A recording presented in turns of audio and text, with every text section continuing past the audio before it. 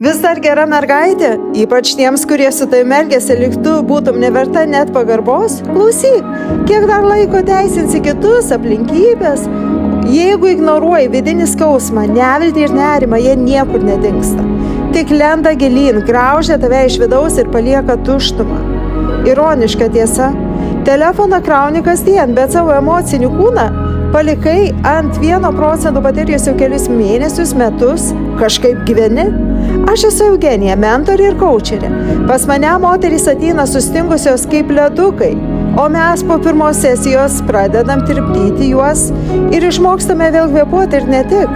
Sąstingis nėra normali būsena, tai našta, kurią per ilgai tempiai viena ir jie atvirai arba žingsnis dabar, arba dar stovėk vietoje toliau. Jei nori pajudėti, ateik į privatų pusvalandžio pokalbį už simbolinius 22 eurus. Simboliškai, nes noriu dirbti su tom, kurios pasiruošusios keistis, kilti. Registruokis svetainėje mildama.art. Iki